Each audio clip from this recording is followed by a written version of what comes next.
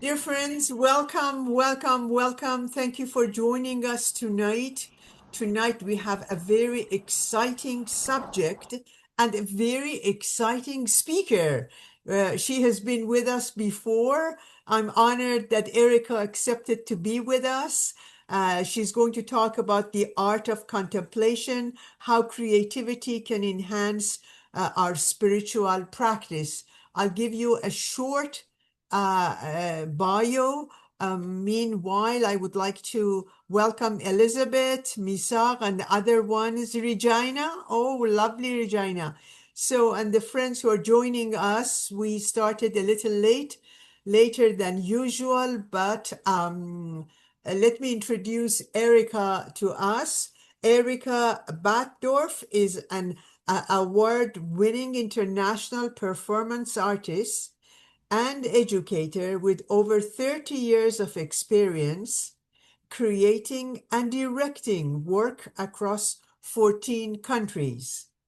The creator of the Batdorf Technique TBT, she has showcased her art at prestigious venues like Venice Biennale. Is it correct? Erika Biennale. I worked at it. Yes. The Smithsonian Institute and various major festivals through Turkey, India, and Indonesia. In addition to her prolific stage career, which includes 5 Dora nominations and nearly a decade leading York University graduate theater program, Batdorf is currently returning to her roots in solo performance and developing large-scale site-specific immersive projects. Thank you, Erika, for accepting to be with us.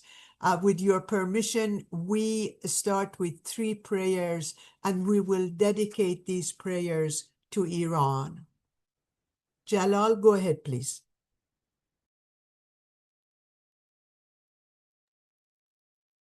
Glorified art thou, O Lord my God. Every man of insight confesseth thy sovereignty and thy dominion, and every discerning eye perceiveth the greatness of thy majesty and the compelling power of thy might. The winds of tests are powerless to hold back them that enjoy near access to thee from setting their faces towards the horizon of thy glory, and the tempest of trials must fail to draw away and hinder such as wholly devoted to thy will from approaching thy court.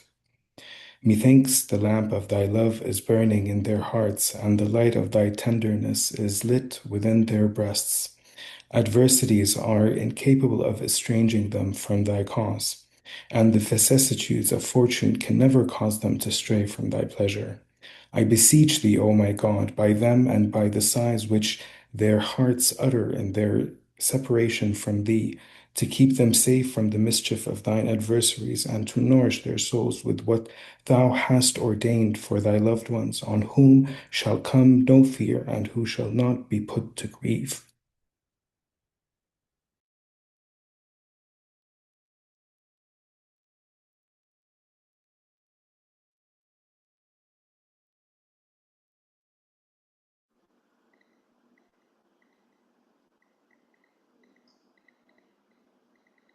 Go ahead, David.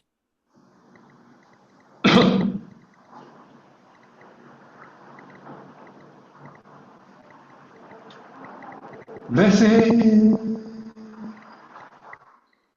is the spot and the house and the place in the city and the heart and the mountain and the refuge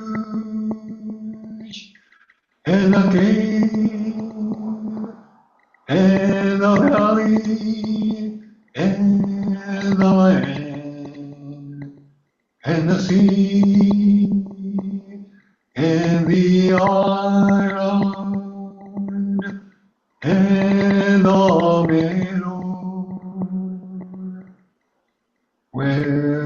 mention of God has been made in His praise glorified, where mention of God has been made in His praise glorified.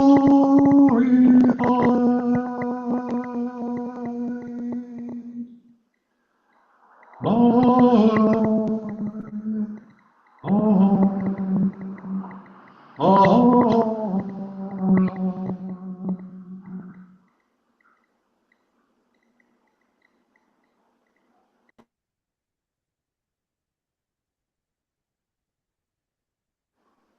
Did that sound okay?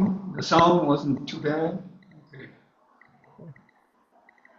Tina, it's your turn, please. Okay, thank you. Thank you.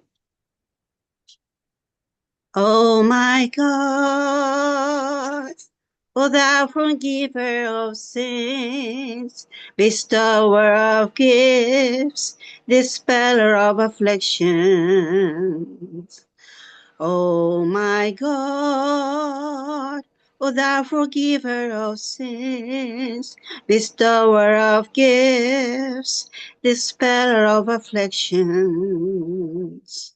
Verily, I beseech thee to forgive the sins of such as have abandoned the physical garment and have ascended to the spiritual world and have attended spiritual world.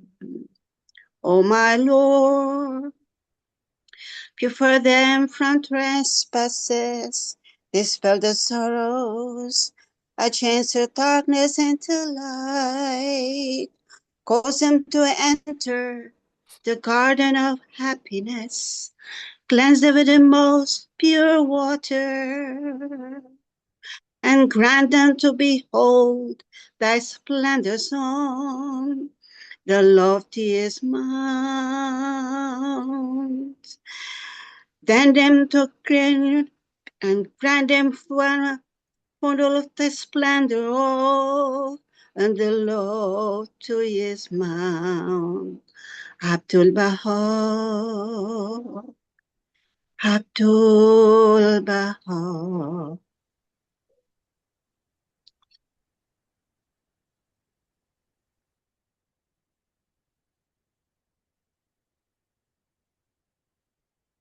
Thank you very much, friends.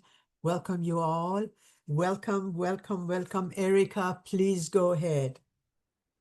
Thank you so much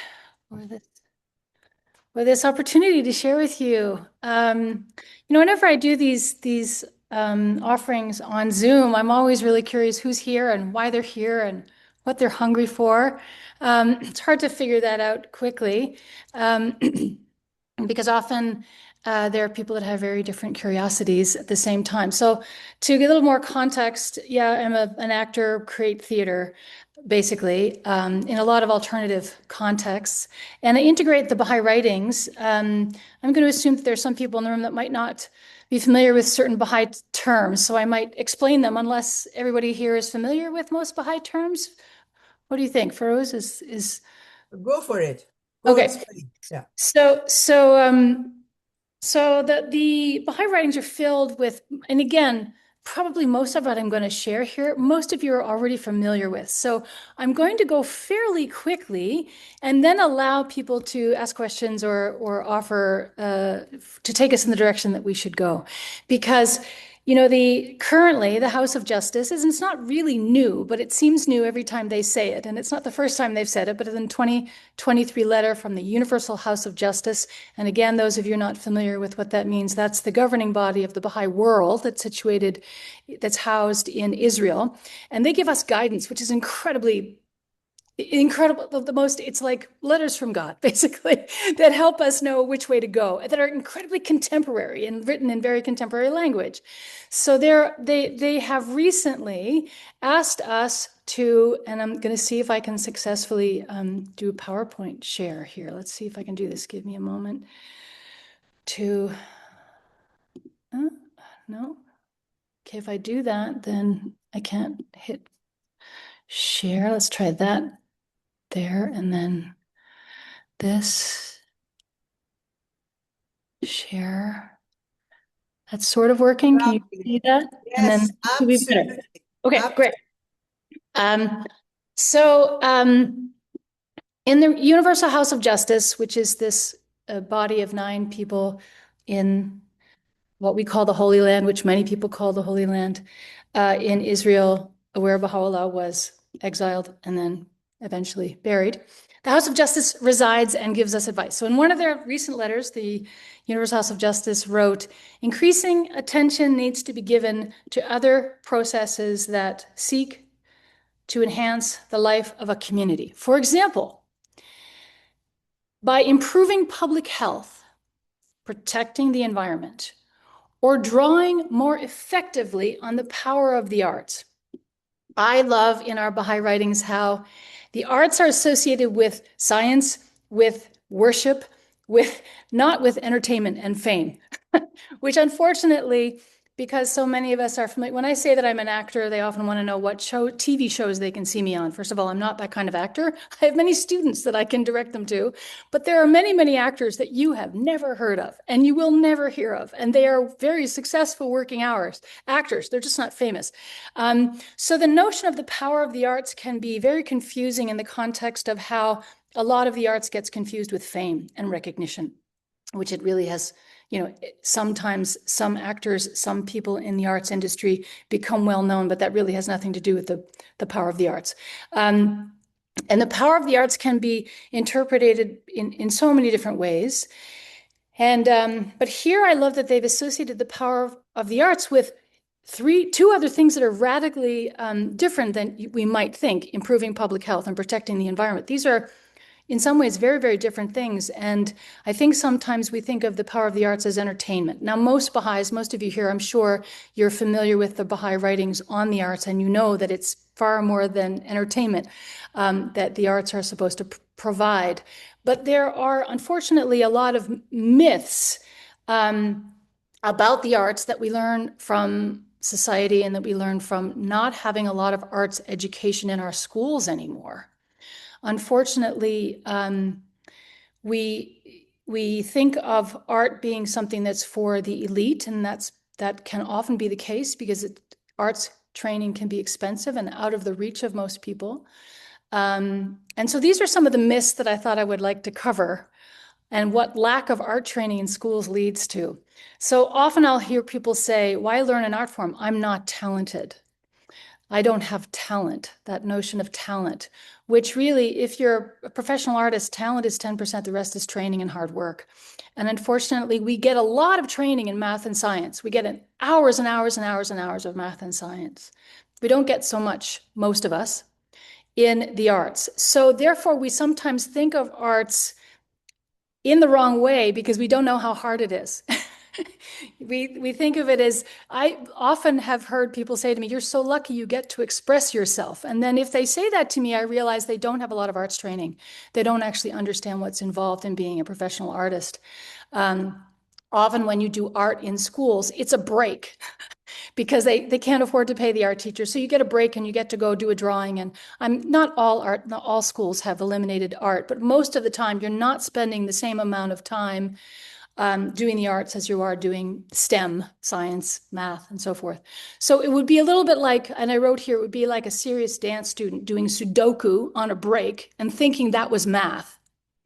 So isn't that great that you get to be a mathematician? That must be so much fun because you associate math with Sudoku and not with the years of algebra that you had to slog through. And so you know that math is hard, but a lot of us don't necessarily recognize that the arts, and certainly being a successful artist, is a lot of work. Usually you're writing grants, you're funding, you're selling your work. It's very kind of overwhelming amount of work that a professional artist has to do. The other thing that you sometimes think of is artists are flaky, which I think as a theater artist is almost comical, because I don't know, theater has to start on time. And in order for a whole group of people to get together and create a piece of theater and have it start on time, they cannot be flaky. You have to show up on time. That's one of the things in theater school that you learn. You have to be on time. So again, artists are sometimes misunderstood because of the lack of arts training. And also, artists are special. We're not special. You'll see a lot of artists roll their eyes if someone says, "Oh, you're so special, you're an artist." We wouldn't say that to a dentist. "Oh, you're a dentist, you're so special." And again, it's because we understand that being a dentist is really just hard work and training, and hopefully they had some talent at some point for dentistry and they were interested in that, pursued it. It's exactly the same in the arts. In fact, often saying that an artist is special is a replacement for not being able to pay them appropriately. So that's why artists also dislike the notion of being called special. And again, most professional artists are not famous. I want you to turn on the television the next time you do, or watch a movie, and notice how many actors are in that film that you don't know their names and you won't recognize them. You might know the names of 2 or 3 actors in the film, the famous ones, and the rest of them, you don't know who they are, and they are working actors. They're just working. They're not famous. They're just working. In fact, those actors may work more than the lead actors that you're seeing, because the lead actors are so expensive that they only work occasionally and get paid really well for it. But I know tons of actors that are working actors, that are paid actors. You've never heard their names and you wouldn't know who they were. Also, you might not realize that most professional actors, artists in all fields, probably need a second job. They probably have a second job, or they have a donor. They come from money, or they have friends with money, or they have family with money. And there's no shame in that, because the arts need to be funded. The arts don't. Commercial artists can make a living, but commercial art is slightly different. And of course, it's hard to define those differences. And just a piece of information that not a lot of people are familiar with: most in film or theater productions lose money, and they rely on funders and investors. So an example, a Broadway show costs about $300,000 to $800,000 per week to run. Musicals cost much more than that. So the ticket sales, in order for the show to keep running, the ticket sales have to cover the running costs of the show. Only 20 to 30% of Broadway shows pay back the investment, which is in the millions. To put up a Broadway show costs millions of dollars from investors. And only 1 in 5, it's a sort of a joke in our field, 1 in 5. It's worse now, it's a lot worse now. Only 1 in 5 Broadway shows will pay back their investors. So the notion that arts can pay for itself is a myth, even on Broadway. It's very rare that a Broadway show, 1 in 5, will actually cover its full costs. So Baha'u'llah asks us to treat artists, professional artists, and craftspeople with respect. And it's really fascinating and very meaningful, obviously, to me as a professional artist, that is the case. So I'll just read this from the Tablet of Baha'u'llah. We will get to arts and contemplation. Absolutely, I'm going fairly quickly through this. It hath been revealed and is now repeated that the true worth of artists and craftsmen should be appreciated, for they advance the affairs of mankind, just as the foundations of religion are made firm through the law of God. The means of livelihood depend upon those who are engaged in arts and crafts. True learning is that which is conducive to the well-being of the world, not to pride and self-conceit, or to tyranny, violence, and pillage. I'm just going to read a few of these quotes here. The people of Baha should not deny any soul the reward due to him, should treat craftsmen with deference, and unlike the people aforetime, should not defile their tongues with abuse. In this day, the sun of craftsmanship shineth above the horizon of the Occident, and the river of arts is flowing out of the sea of that region. One must speak with fairness and appreciate such bounty. These are all writings of Baha'u'llah.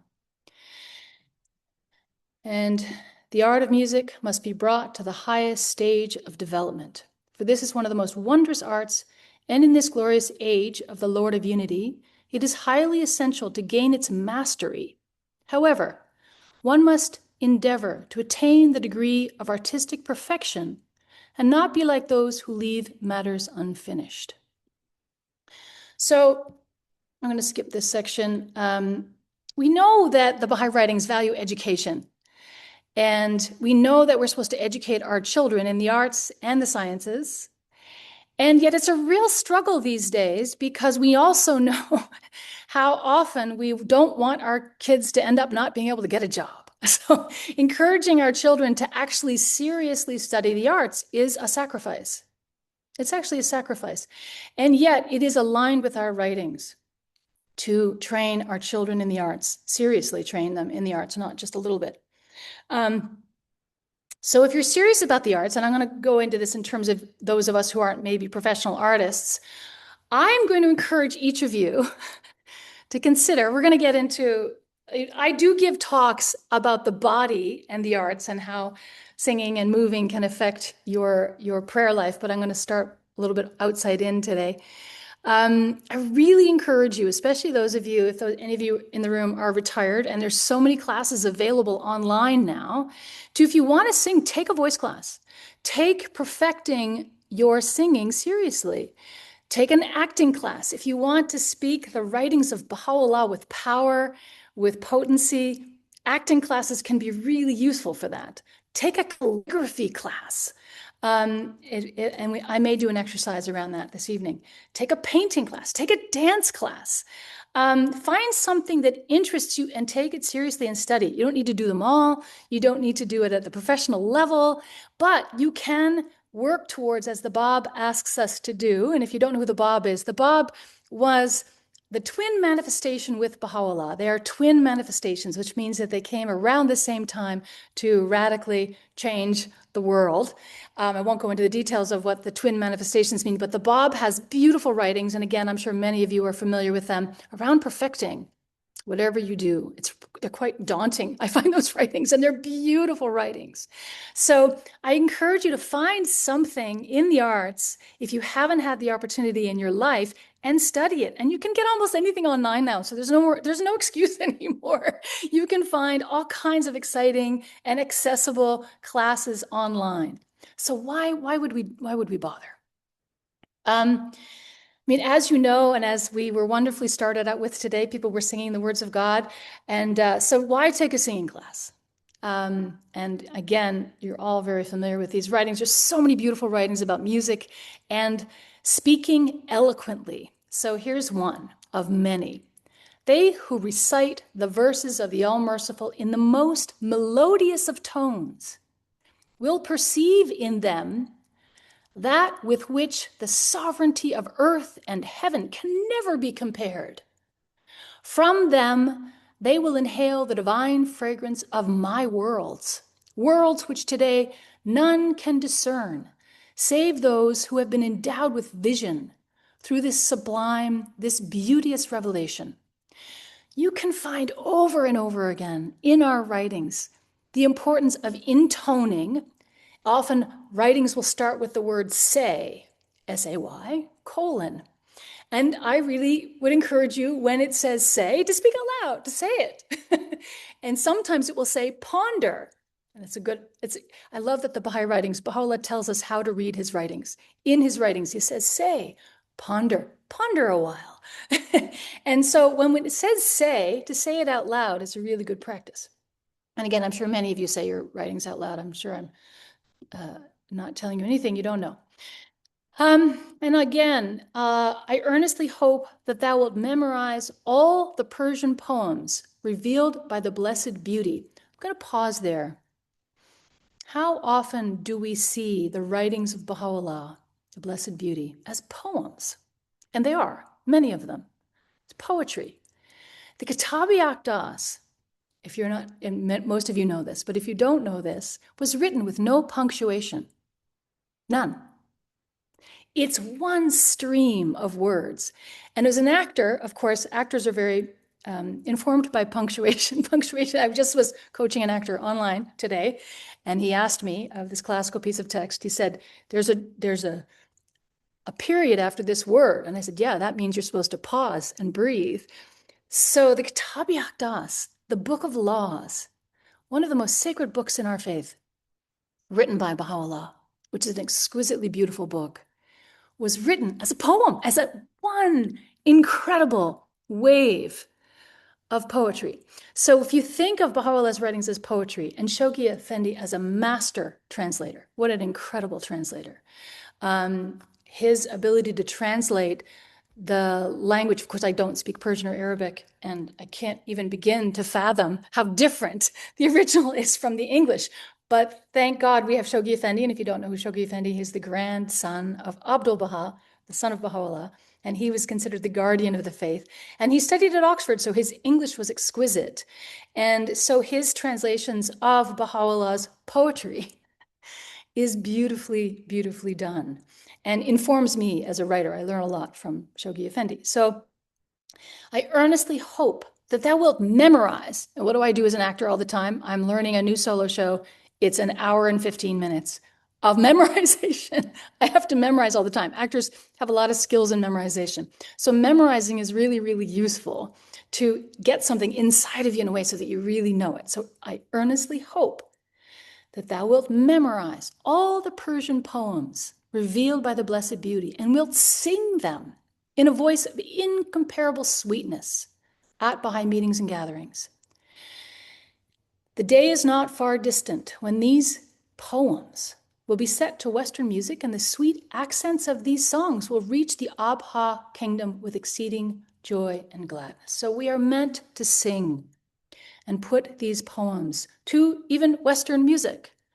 So I really encourage those of you that have those skills, obviously there's many that do in the room, to continue to take that very seriously. Movement, why take a dance class? And now, those of you that are not familiar with the obligatory prayers in the Baha'i faith, we have these beautiful prayers that have ablutions. You wash your hands and your face, and you face east, you face where Baha'u'llah is buried. And there are movements.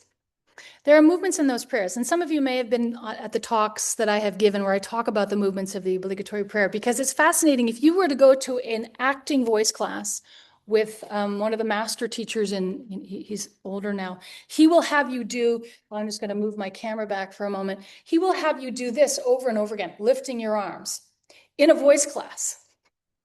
The reason for that is it drops your shoulder blades down your back and opens up your lungs. The other thing that you will do is bend down and put your hands on your knees and breathe, because it opens up the channel of the voice. And the other thing that you will do is you will go down into child's pose on the floor with your head on the ground, because it opens up your lungs. All of the movements in the long obligatory prayer and the medium obligatory prayer are movements that voice people do to speak better. I'm sure there are hundreds of reasons why there are these movements in these prayers that are mysterious and far beyond just this one little notion of what. But it is fascinating that those movements move the ribs, move the diaphragm. So, if it be thy pleasure, make me to grow as a tender herb in the meadows of thy grace, that the gentle winds of thy will may stir me up and bend me into conformity with thy pleasure, in such wise that my movement and my stillness may be wholly directed by thee. And then how does painting inform prayer? I saw earlier someone put that they did watercolors. Yay. I have always been daunted by, my mother was a brilliant painter, so I'm terrified to do watercolors, so good on you. I love this because, and I'm going to flip it around the way we usually hear it. I'm sure many of you are familiar with this writing. I rejoice to hear that thou takest pains with thine art. For in this wonderful age, art is worship. The more thou strivest to perfect it, the closer wilt thou come to God. I want to read that again. The more thou strivest to perfect it, the closer wilt thou come to God. What bestowal could be better than this? That one's art should be even as the act of worshiping the Lord. That is to say, when thy fingers grasp the paintbrush, it is as if thou wert at prayer in the temple. So, sorry, I'm going to end this slideshow for now. So I want to talk a little bit about, as an artist, I've thought worship can inform, obviously, and does inform how I relate to my arts practice. And arts practice can inform how I pray. Because the beauty of an arts practice is it requires daily repetition of a fairly whole body activity. If you're painting, if your hand is grasping the paintbrush, you're using your imagination, which we know from the writings of Baha'u'llah is one of the powers of human being is the imagination. You're using your imagination. You're ideally praying to be guided by the Holy Spirit as you're painting. And you're in a whole body process that needs to be repeated and repeated and repeated, like praying. As we know, saying one prayer doesn't do much. It is the daily practice. The practice of prayer is not unlike the practice of learning to dance, learning to paint, learning to act. The practice is repetitive. It takes all of you. It takes time.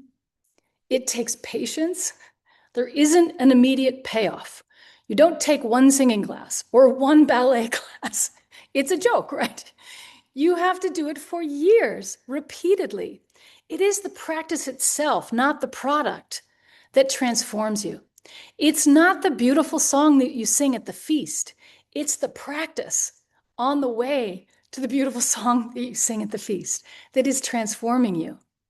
Just as we know when we pray, if you don't pay attention to the words, if you don't meditate, we're told to meditate, and I love that we're not told how to do that, but we are told to meditate on the Word of God, ponder on the Word, then it won't drop inside of you. So in light of all of that, that's my quick download talk. I have a couple of potential exercises I could do with you, or I could take some questions or some thoughts. I'll pause. How about we do both? Sure. Okay. So if you have the opportunity, and if you're in your car, I would love you to get a pen or a pencil and a piece of paper, if you can. If you can't, you can just take note of this exercise and do it later. And I'm using this exercise because I'm not a painter. I want those of you that are painters will have to. I spend a lot of time as an actor trying artistic things that I'm terrible at to humble me, and also to keep me remembering that it's the practice, not the product. So if you once you're got some kind of something to write with and something to write on, it doesn't have to be fancy. It could be absolutely anything. I'm vamping here while people get that. I've done this exercise with Baha'i youth years ago.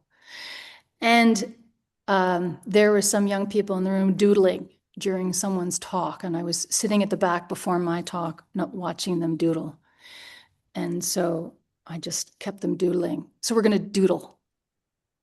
So I want you to find a word that uplifts you. So right now, for example, I'm obsessed with the line from the prayer, "Fill up for me the cup of detachment from all things." So you can use that, or you can use something that you like. I'm just giving you an option so you don't have to find something. But I love this phrase, and I'm meditating a lot on this phrase right now. I'm going to say it again.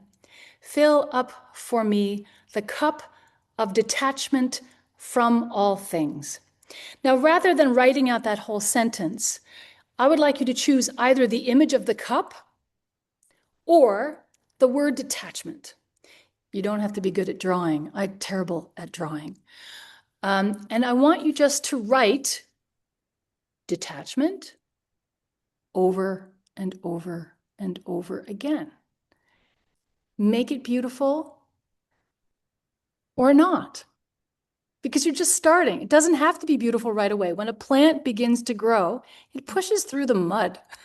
So push through the mud a little bit. So we're going to write detachment, and then maybe take a look at the paper and see what can you do to the D of detachment? And I just want you to, now I'm going to shut up, and if we had the time, I might play a little music, but I'm going to get quiet for a minute, and I just want you to write, and again, you can use a different word. If you want to use a different word, please do. Write that word over and over again. And I'm going to be quiet for a good 3 minutes, and we're just going to write one word or the image of the cup, either one or both.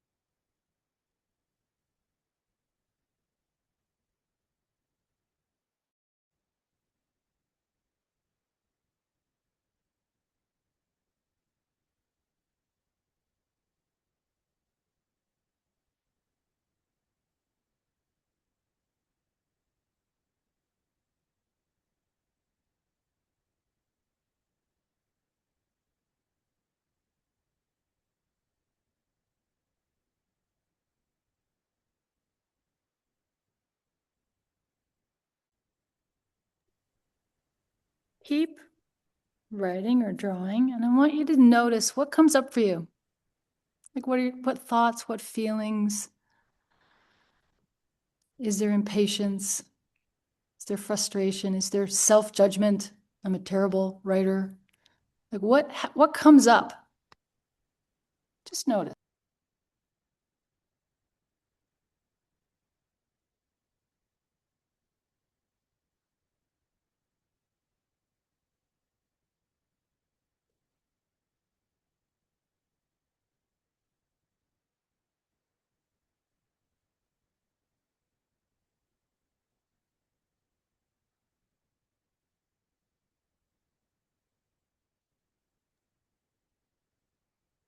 Now I'm going to point out another writing, if I can find it.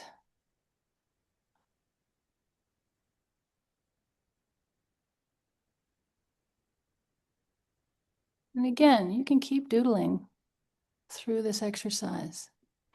Sometimes we think that all art has to be pretty, beautiful. Yes, we head towards beauty, but beauty can mean a lot of things. A giraffe is a very beautiful thing. A hippo is a very beautiful thing, but it's not typical, right? So beauty can look like a lot of different things.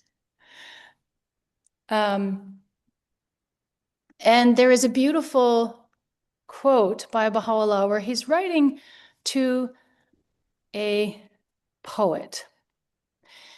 And I'm just going to share this. My cat is being delightfully challenging. Can you see that? Does someone else want to read that quote for me? Anyone jump in? Okay, I'll Marisa, read go it.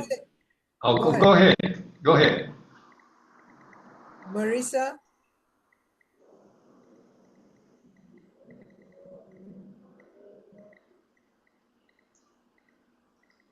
Yeah. Every word of thy poetry is indeed like unto a mirror in which the evidences of the devotion and love thou cherishest for God and his chosen ones are reflected. Well is it with thee who hast quaffed the choice wine of utterance and partaken of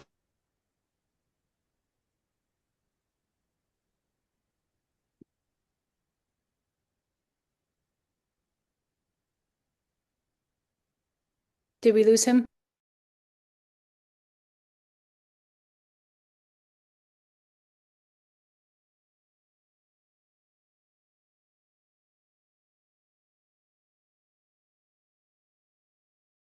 Hath drunk his fill and attained unto him, and woe betide the heedless. Its perusal hath truly proved highly impressive, for it was indicative of both the light of reunion and the fire of separation. From the Lahi Masud, published by Baha'u'llah, or Tablets of Baha'u'llah. So I want us to focus on that last line, for it is indicative of both the light of reunion and the fire of separation. So what an artist might do as they're writing that word over and over again is embrace the frustration, embrace the boredom, embrace the mess, embrace the challenges of the limitations that we have on our way to beauty. On our way to beauty is a big mess. I love to refer to my students when they're trying to create something that's beautiful. I say, what does a rose bush require? Roots, fertilizer, dirt, rain. A lot of things that one might not consider beautiful are required for that tiny portion of the rose bush, which is the rose. And sometimes we want the rose right away. And if we can't get the rose right away, we say, I'm not talented, or this is a waste of time, or this isn't beautiful. But one of the things I love about Shoghi Effendi's writing is he often starts with, the black darkness has enshrouded all regions. He doesn't start with joy and light. No, he sets the stage. And the stage is tough. Right now, it's tough. So allowing yourself in whatever artistic process that you embark on to have the patience to sit in the muck of, I'm terrible at writing detachment over and over again. My cat started to play with my pencil, was making it impossible for me to write, which made me laugh. So the whole process of my trying to write that word over and over again, the word detachment, I was having to be detached because my cat was making it really hard. So I went through a number of feelings as I was writing that word. And those very feelings are the process of repetition that one goes through in daily prayer and in daily meditation. And you keep going anyway, right? You don't stop. You don't stop meditating because, you're having some thoughts that aren't beautiful. You don't stop praying because it's a law. We have to do it anyway. I think Baha'u'llah makes it a law because he knows we're human. And if it's not a law, we're going to not do it every day. So he says, I'm going to be compassionate with you people and make it a law because you're just not smart enough to get through the messy moments. And the beauty of the practice of learning an art form, whether it's taking a dance class, a singing class, to perfect, to really move towards beauty, to move towards, and I really define beauty very broadly, to move towards something that has excellence, takes time, it takes patience, it takes the ability to sit and keep going even when it's hard. And I don't think most of us we know how to do that with a math class because we were forced to do it. Many of us were not forced to do it artistically. We got to draw a picture and then someone said that was good, even if it wasn't. Whereas you don't do a math class and you get it wrong and they still go, good work. No, you have to do it again. And if you're a professional artist, it's the same thing, right? If you're in certain dance classes, as I was for many, many, many years, if I wasn't doing it right, no one said, that's good. They said, no, do it again. So Unfortunately, we have an artistic culture that thrives on praise at a phase of the work, and again, I'm talking about professional arts training, but some of us resist getting arts classes because it's hard. It's hard to perfect our singing. It's hard to perfect anything. It takes work and takes the ability to confront and sit with the limitations. The beautiful thing about being, I'm no longer a dancer, but I was for a long time professionally, is your limitations give you your style. That's what makes you an interesting dancer, or what you can't do, and how you adapt to do the thing then becomes your style. So limitation isn't a problem. It's who you are. It's what you are confronted with every day. It's the tests that you have to work through that you're given, and we're all given different ones, to work towards. And the beauty of repeating a task, whether it's in the craft, knitting. Oh my goodness, I've tried over and over again. I cannot knit. I don't have the patience. I always make mistakes and it comes out terribly. Gardening, it's the same thing. I don't have the patience that my neighbor has, who's a brilliant gardener. There's so many different things that one can practice and learn to develop perfection that aren't intellectual necessarily. There is an intellect in the arts, and sometimes we don't realize that effort. You have to combine the mind and the body and the heart in the arts. But there is also, in the practice of practicing the arts, there is a very whole body way of being that is very much like worship, as our writings say. Singing, scientifically, I'm not going into the science of that this evening. I do that in other talks, and if you want that talk, I can give you the link. I don't know whether I did it for this class or in another class, but the science of singing now, they know is incredibly good for the nervous system. We know now that speaking words eloquently has an effect on your digestive system, not just your heart, through the vagus nerve and a number of other chemical things that happen in the body. So science has proven that the practice of speaking, of singing, of dancing, of eye-hand coordination with drawing is extraordinarily good for the brain. And if you're someone that struggles with meditation, one of the simplest things that, I'm still in touch with one of these youth that took this workshop, and he wasn't interested in prayer and meditation at all. He took up doodling as a prayer practice, and he would write out the writings so beautifully. And it calmed him down. It gave him a way to relate to the writings in a new way. And it freed him from some notion of what prayer was. We are not told how to meditate, I think, on purpose, because this is a global faith. There are so many different ways to express prayer and meditation. And we can learn from each other and from different cultures and different approaches of how to approach it uniquely, creatively, and you can make it up yourself. Experiment, be creative. I'll stop there. Any thoughts, questions?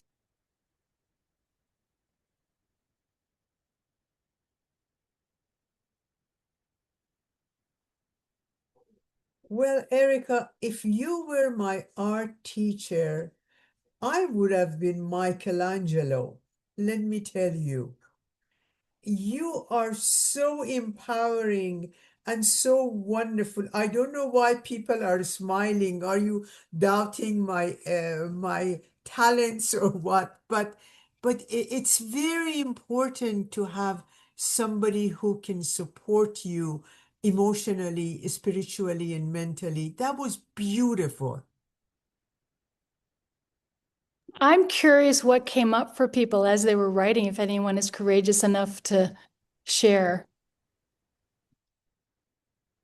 Brenda, you're an artist. Go ahead.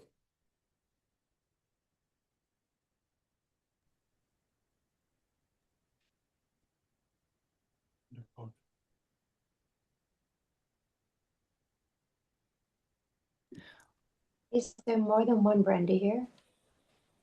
No, Oh, I meant you. It's not more. well, I'm not actually an artist, but I do feel a release. I mean, I used to dance, Erica. I used to do swing dancing. It was so uplifting. It was so connecting, and it really helped me understand communication better. interestingly, because, you know, as the follow, you have to be like very present and you have to take a direction, which in the beginning was kind of like brought out my competitiveness. But then I realized, no, it's collaborative. I'm learning and I can do the same thing back. Anyway, I feel a little bit freer about meditating, and also this exercise of writing. I wrote out God is with thee at all times and under all conditions. So I just wrote God is with thee at all. God is with thee, God is with thee, God is with thee. And it just made it feel more comfortable. And I felt like it was feeling like it was going deeper, that my heart was able to accept that's a reality, that's the truth. So I was experiencing it definitely in a different way. And I even tried doodling. And it was freeing. I have to say it was freeing. So, and I especially loved your metaphor of the rose requiring the dirt. I thought you were going to say the thorns, but the dirt and the roots and the stem. And I love roses and I have some. And I thought, yeah, how we long for that beautiful rose at the top, but it takes time. It takes months, and I can be very impatient. So I feel like I have appreciated a number of the things that you've said about mind, body, and heart together, working as one. It's an art. It's an art to be a human being too. So thank you. I don't feel like an artist, Peruse, but thank you for saying that. You're welcome. David? Yeah. As far as the writing the detachment, I wrote it for a while, and it was kind of monotonous. I wrote the same thing, you know. I didn't see any variety. And I was just recently thinking that, you know, I had an older brother who was very talented artistically, you know, drawing and painting and things like that. And maybe because of that or whatever the reason, I never was interested in it. And then professionally, I became a dancer, ballroom dancer. And that was really a lot of fun, you know. But I didn't like the environment of dancing, you know. And then when I became a Baha'i, I read all the quotes, wonderful quotes in the Baha'i writings about music and singing. You know, I've collected them almost all of them, and I say those, read those, and I sing every day. Maybe it didn't sound like it today in my singing, but I sing every day, and it's in the beginning, of course, it was a little bit of discipline, but now it's such a joy that if I don't do it, it's like it makes my whole day. If I don't do it, there's a big hole in my life now, you know. So, and it's all inspired by the Baha'i writings. You know, he said that Baha'u'llah said that the Word of God is like the life-giving breezes of the divine springtime. When the Word of God is intoned or chanted or sung in spiritual tones, they bestow eternal life and confer true salvation. Wow, you know, when I keep reading that, I said, you mean to tell me that when I sing the Word of God, it bestows eternal life and true salvation? That really inspires me. No matter what my musical talents or lack of talent may be, when I intone the Word of God, I'm so inspired. It just, I don't know what my life would be without music, without singing. I mean, it's just, I can go on and on forever about this. It's just, it has really made my life.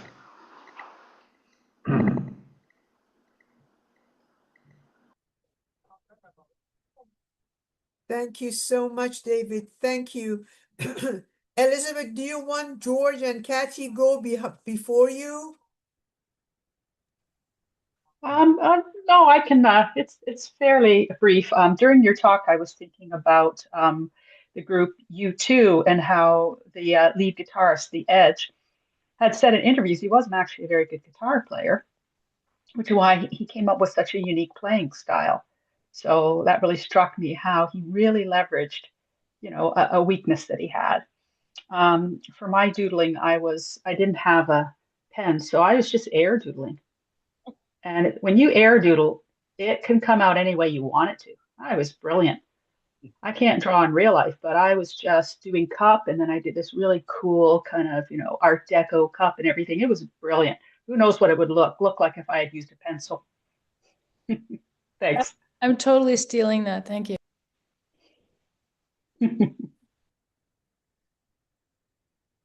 George and Kathy, please go ahead. Probably not George. Okay. He's a wonderful singer. He really is. It's sometime he may sing for you. Sure. What I was thinking, and it's always I was very interested in the two halves of the brain because my mother was a very good artist. I can't draw a stick. My father was a very organized, logical person, and that's the angle that I approach life with. However, I've always had, and it's an art that I don't find emphasized in the Baha'i faith very much at all, in fact, and that is writing, not poetry, but writing well, as in not creating a book, not even a story, but I practice very much whatever it is that I compose, I will rewrite it and write it, and George knows. To the point where probably it's very verbose. And then I have to praise it, and I have to take that discipline to do it. But I very rarely hear anybody speaking about that aspect of the arts. And I know in school, my thing, I couldn't draw a stick, I'm not kidding, but I loved to do creative writing. And so now I've taken that love. If you ever see any of my posts, what I do is I try to take whatever the topic is, find a Baha'i writing that will relate to it, and they may then make an introduction that I hope is inspiring to make somebody want to actually read the rest of what's on that page. That's my contribution, but I have a lot. My cup of detachment is very, very odd, and I've written the word detachment, detached. The cup itself became a D, and then each letter thereafter in writing, cursive, is separate. So that shows you these two halves of my brain that fight with me all the time. Thank you.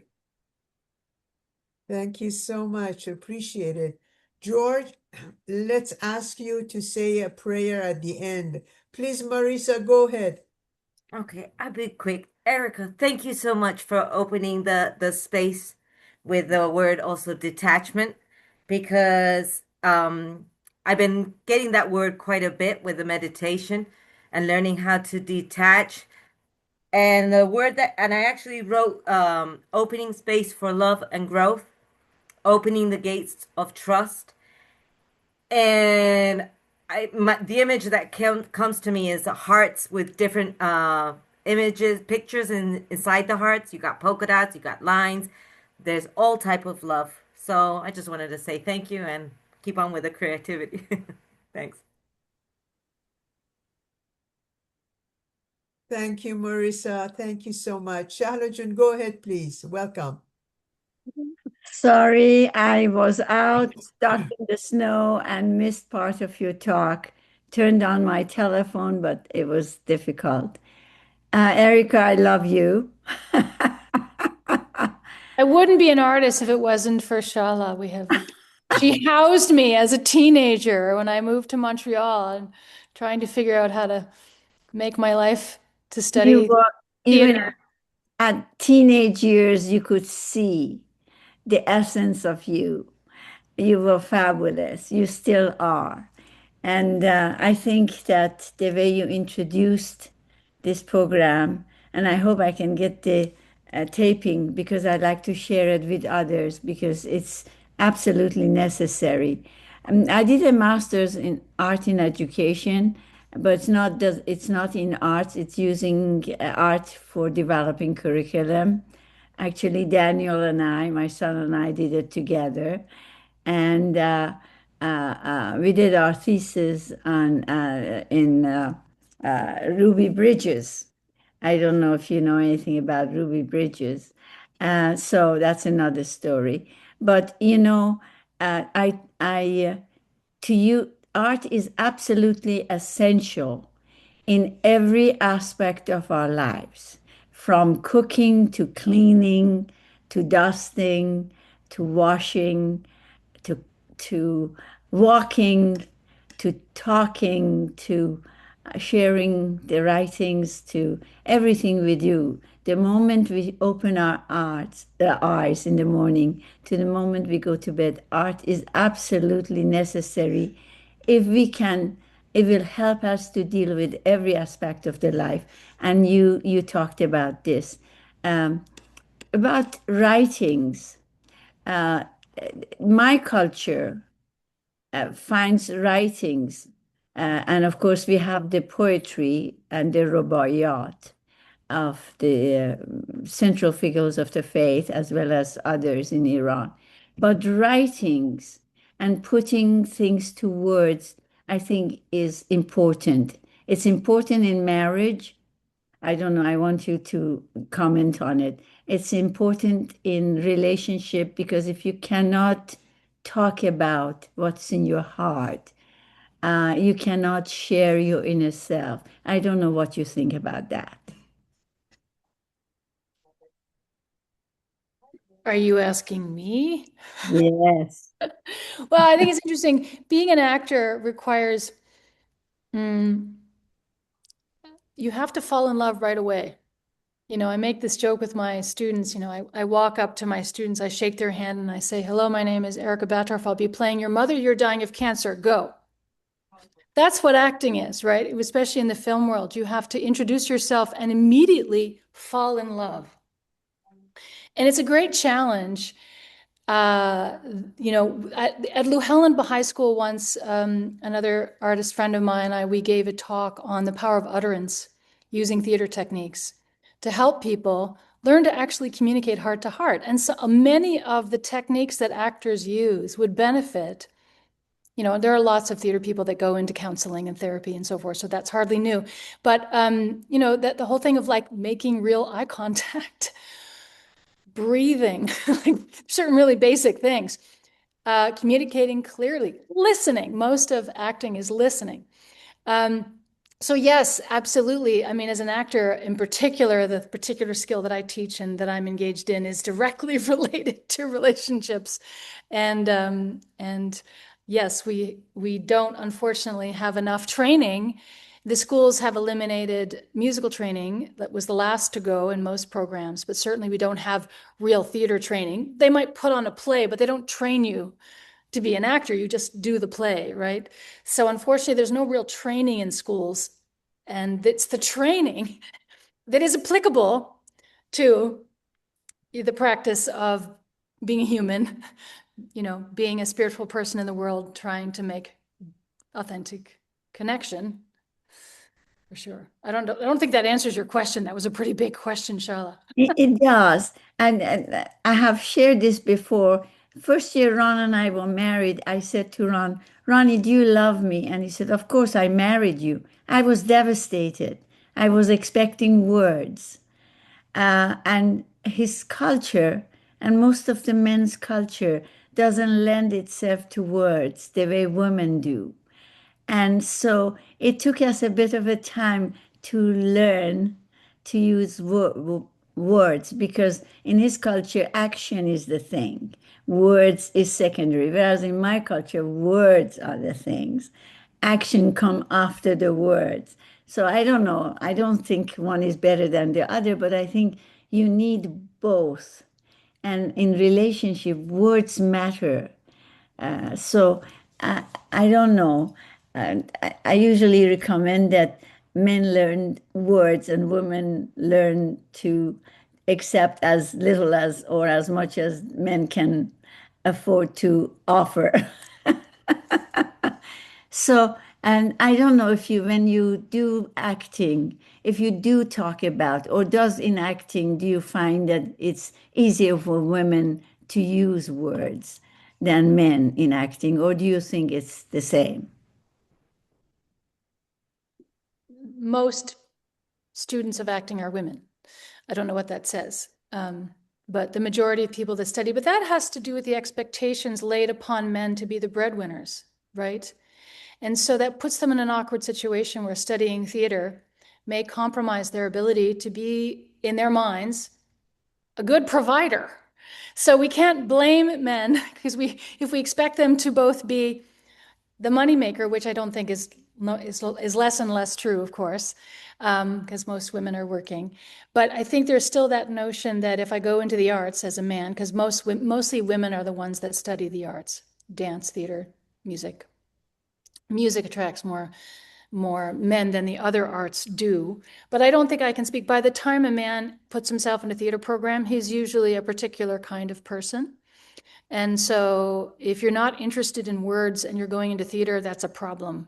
Because it's all about learning about language and articulating and communicating. So thank you so much. Go ahead, David. Well, first of all, I have to thank Erika for this thing. And I don't know what I want to say. Throughout the years now, I've kind of learned chanting in the language of English and Spanish. It's not like the chanting of the Persians, it's a different style, but it's like ad-libbing. And most of my chants are spontaneous and ad-libbing. And I'd like to give you an example of that. That word, the essence of detachment. We've been talking about detachment. And it's one of the words of Baha'u'llah, words of wisdom of Baha'u'llah. And this is the first time that I'm chanting this. The essence of detachment is for the servant to turn his face towards the court of the Lord, to enter his presence, behold his countenance, and to stand as witness before him. The essence of detachment is for man to turn his face towards the courts of the Lord, to attain his presence. Behold his countenance, and to stand as witness before him.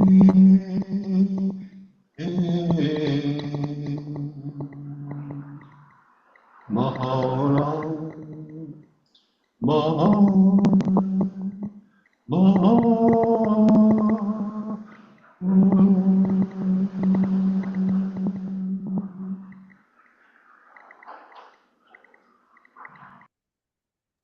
Thank you, David.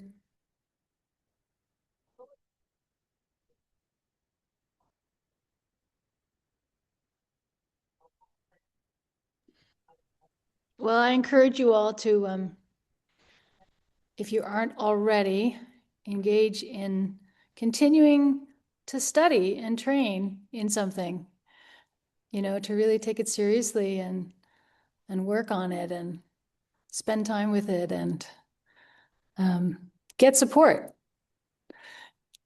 take a class and again, there's so many classes online now that you can take and yeah.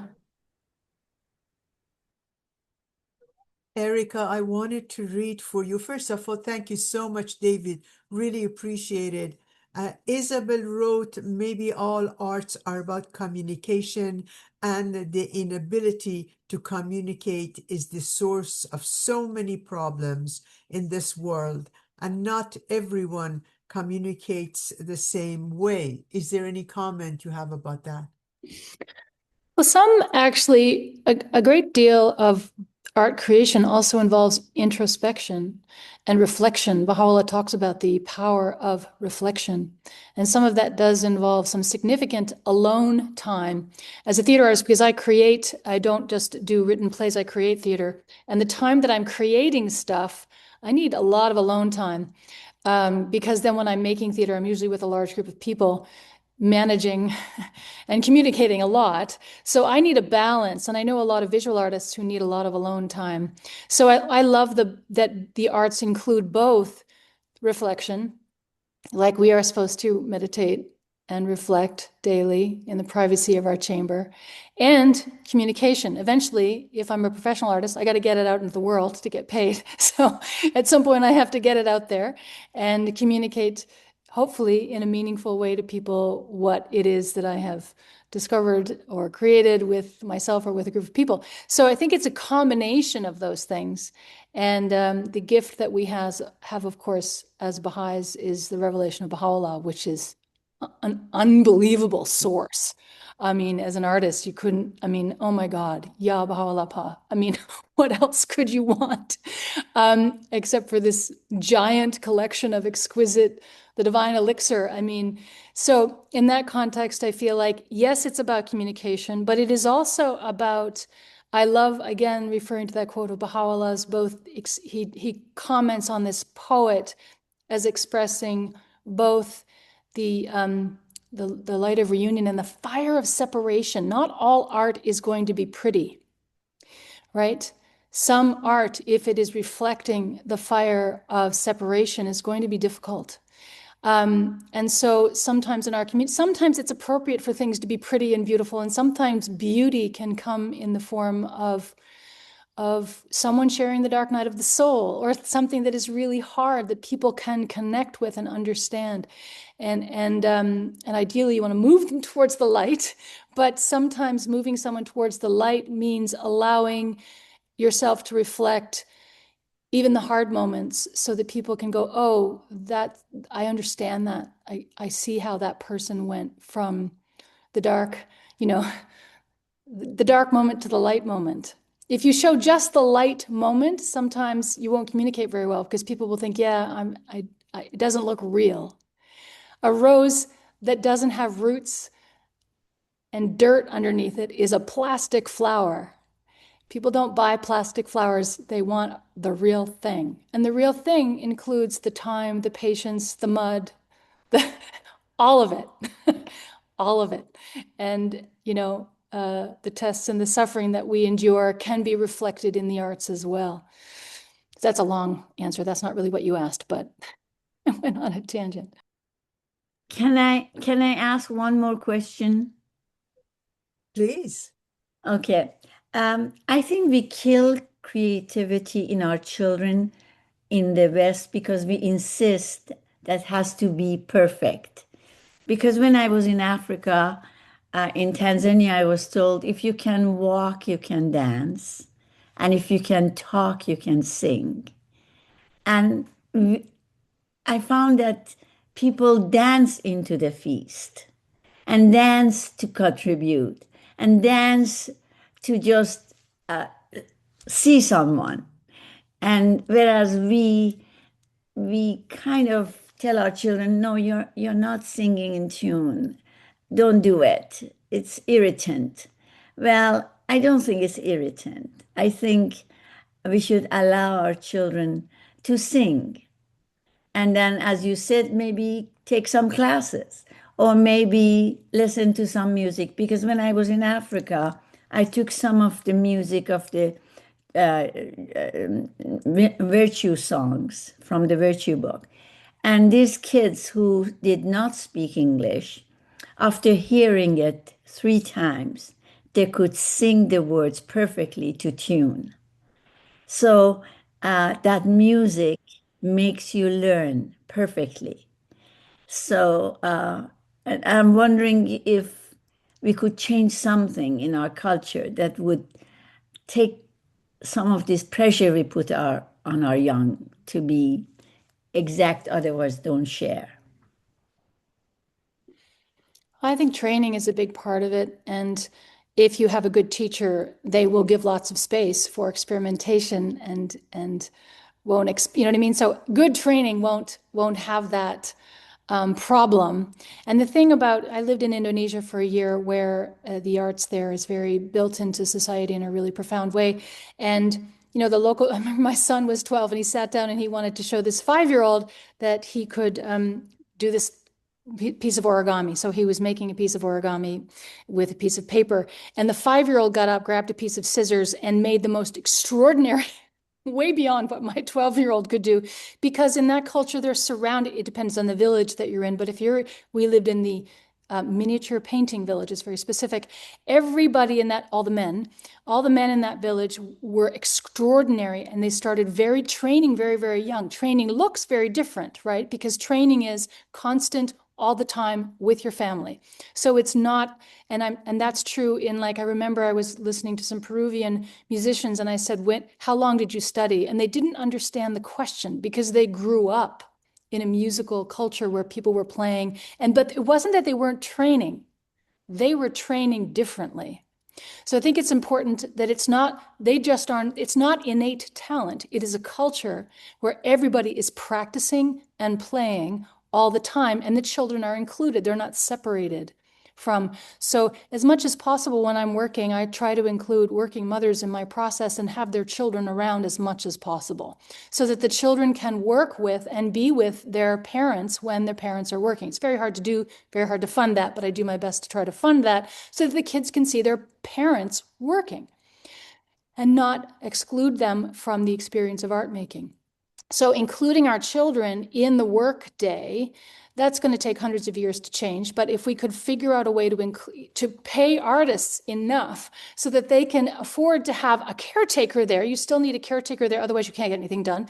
But to afford to have a caretaker there so that children can be, because if we can't rely on grandmothers forever, have a structure that allows the children to be involved and to observe the professionals working over a long period of time so that, like you say, they are experiencing the arts from a very early age. But unfortunately, in our culture, the arts are kind of sequestered off into little corners. And the average person is not engaging in an arts practice on a regular basis. And even in Indonesia, though, what I really appreciated, everybody in the village, and they work very much collaboratively there as visual artists, which is fascinating to watch. You'll have 12 people working on one sculpture at the same time. But then the head of that sculpture will be made by the local professional artist who will be paid. So they actually understand the difference between, so that everybody makes art, everybody participates in the art, but they also have respect for the artists that they pay to make the face. Because they want the face to be really good. And it was a really interesting, it was an amazing place to live and see. But unfortunately, the West we've lost that. And a lot of that does have to do with the equality of men and women, how we structure family, the economic structure. It's much, much bigger than just arts practice, right? It's a huge, huge change that would have to happen to make that really possible. Thank you. Thank you so much. We have two more questions and then we start our devotionals. Mr. Perimal, don't go too far. George, don't go too far. And then we have our Regina, please don't go too far. So the friends who want, and Jalal, don't smile. So if the friends would like to participate in our devotions, please get ready. Please, Parivash Khanum, please go ahead. Thank you so much, Erika. I don't have a question, but I had a comment on, I'm not an artist, but when the campaign #OurStory1 was introduced globally, and I understood that it is, art campaign, and I knew all of these women who were executed in Shiraz because I lived in that community. So I carried this survival guilt for about 4 decades. And then with the campaign, I felt I found the tool to finally get rid of this survival guilt. And I knew that I'm not a good painter or writer, but I was passionate about the campaign and I love to contribute something. So I did a lot of prayer, meditating on the life of these 10 women. And to my surprise, and of course, I think the help of these 10 women, because I prayed to them so earnestly, that I had ideas to create art. And I realized really at that moment that it is not like we put limitation on ourselves that we are not artists or this and that. But if you are passionate about something and dedicated, as you mentioned, like meditating, reflecting, practicing, I think and inspiration, I think for me, all of these pieces that I have created and displayed in different areas, it was just because of the inspiration and love and the feeling I had that it was selfish, that it was road to my healing if I contribute to the campaign. So I think I realized really passion probably is the very important ingredient, and of course pain, to create things, because that's how you become motivated, and if there is a purpose for it. So thank you so much really for this presentation.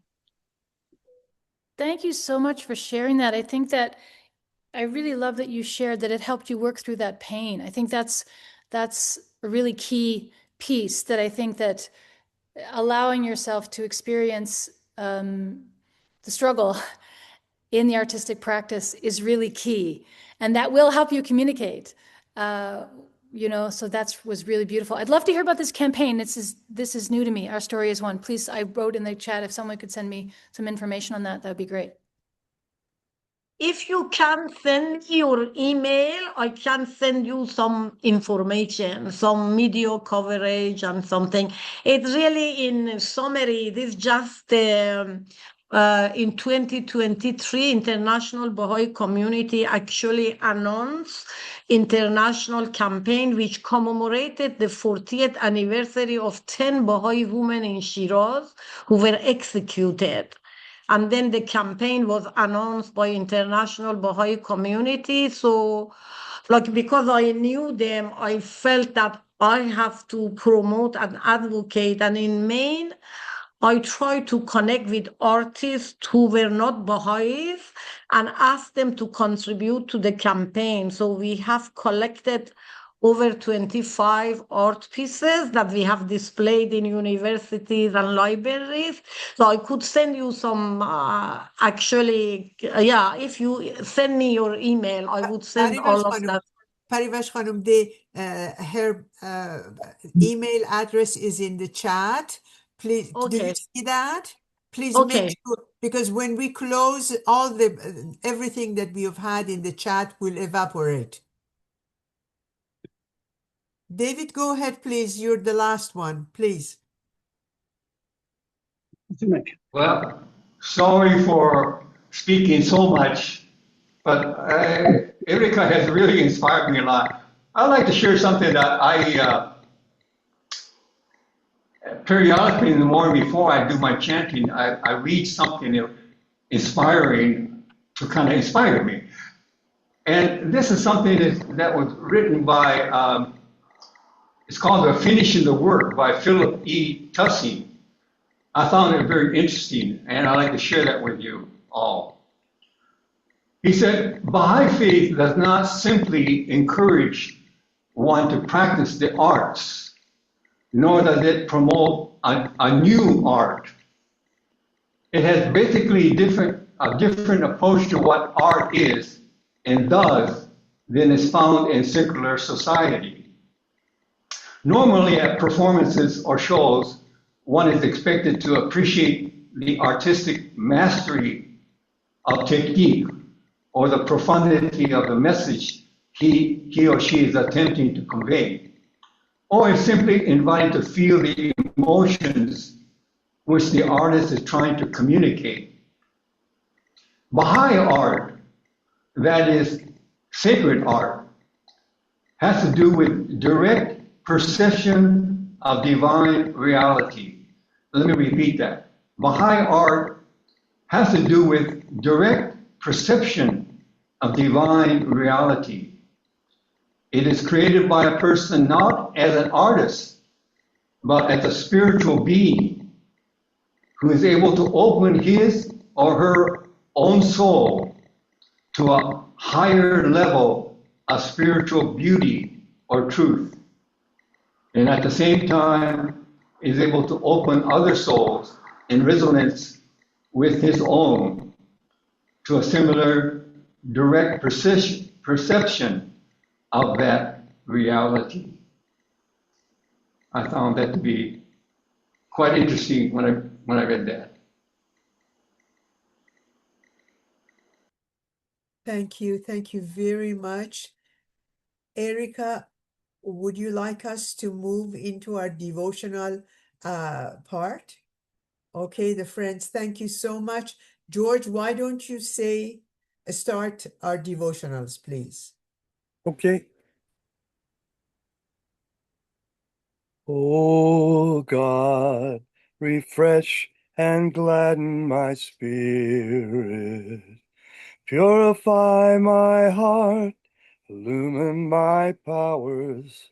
I lay all my affairs in thy hand. Thou art my guide and my refuge. I will no longer be sorrowful and grieved. I will be a happy and joyful being.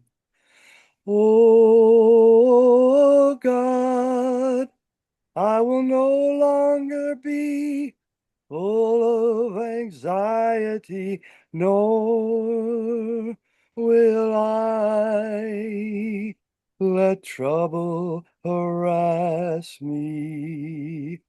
I will not dwell on the unpleasant things of life. O God, thou art more friend to me than I am to myself. I dedicate myself to thee, O Lord.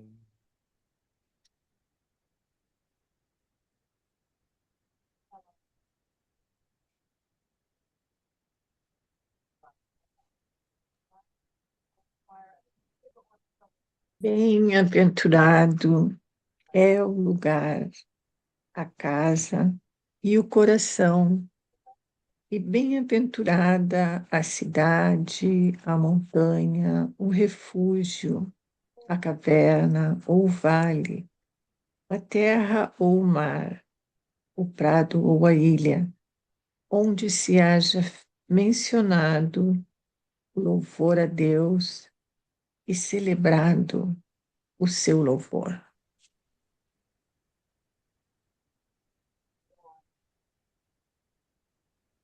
This is removal of difficulties in Tamil. இன்னல் தீர்ப்போம் இறைவனன்றி யாருல சொல் இறைவனே போற்றி அவரே கடவுள் யாவரும் அவர் உடைய யாவரும் அவர் சொற்பணிவர் இன்னல் தீர்ப்போம் இறைவனின்றி யாருள் சொல் இறைவனே போற்றி அவரே கடவுள் யாவரும் அவர் ஊழியர் யாவரும் அவர் சொற்பணிவர்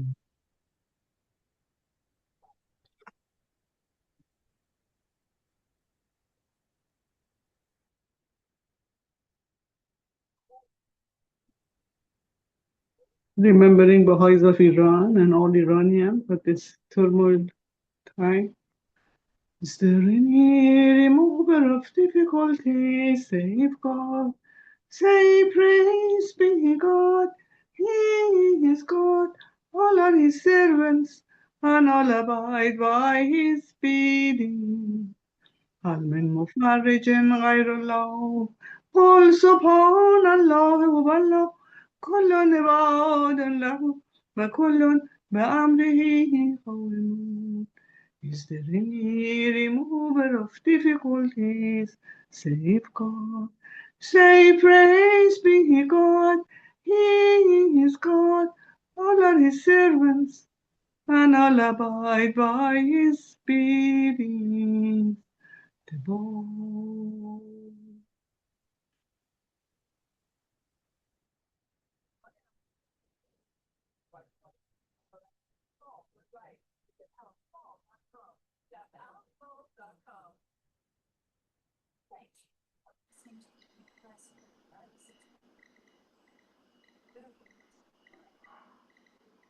These are the words of Baha'u'llah.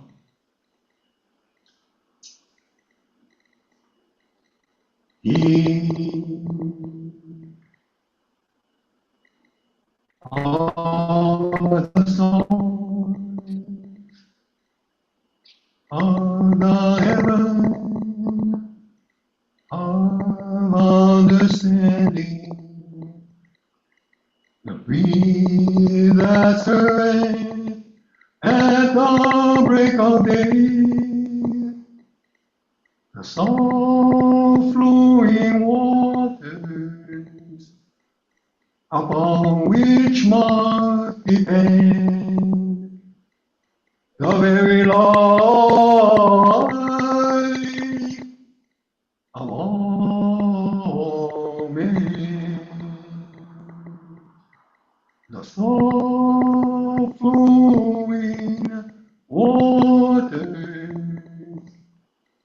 upon which must depend the very life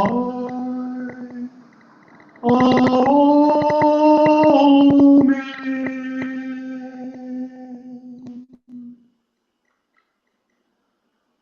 Ye are the first amongst men to be recreated by His Spirit. The first to adore and bow the knee before Him. The first to circle around His throne of glory. The first to adore and bow the knee before Him. The first to circle round His throne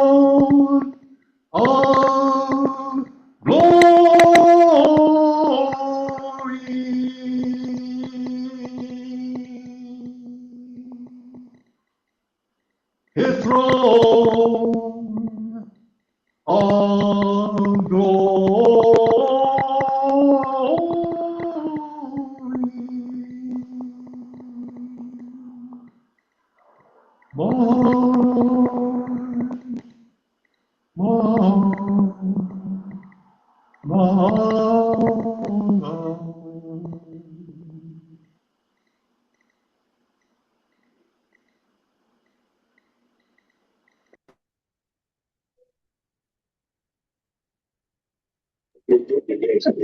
this is in Chinese in difficult tales.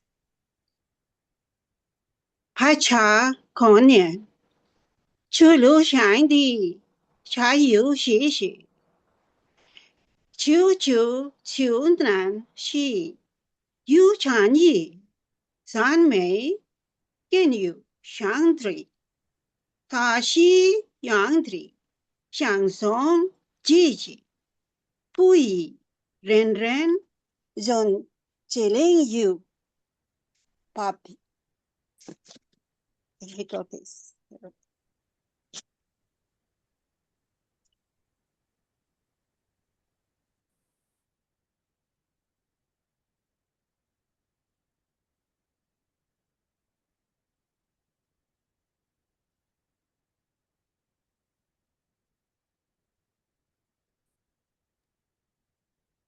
Shishi.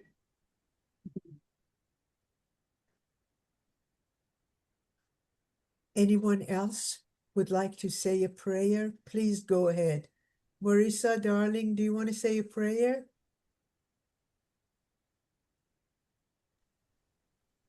Okay, I'll quickly say a prayer. Let's see what comes out.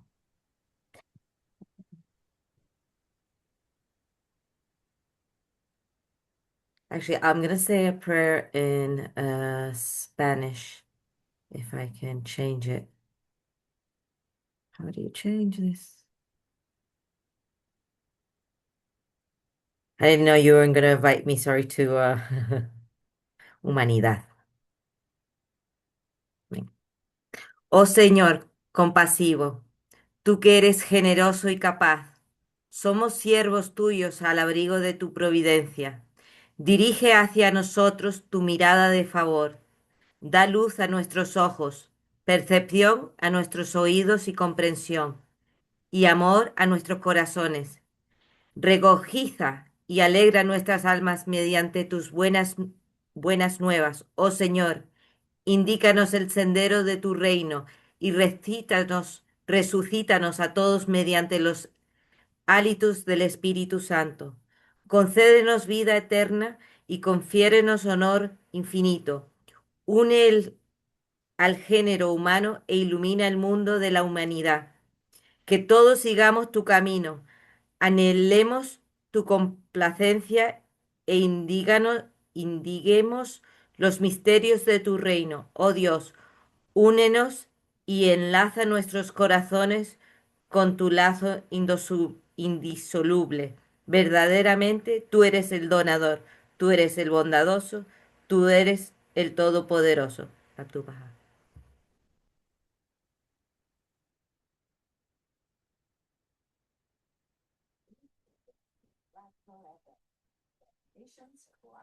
Friends, anybody else would like to say a prayer? Please go ahead.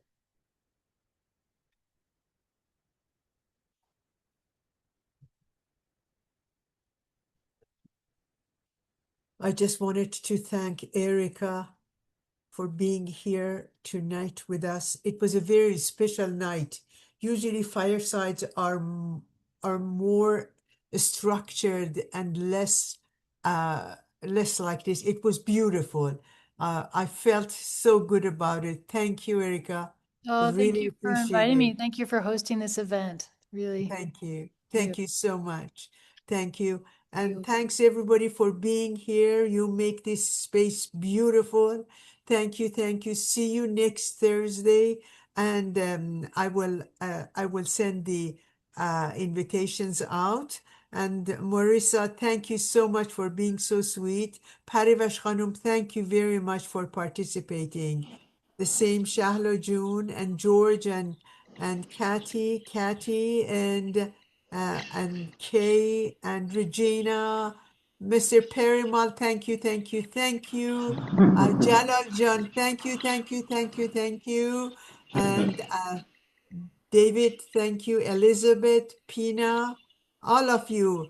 Taronijun Mohajer, thank you for Elizabeth.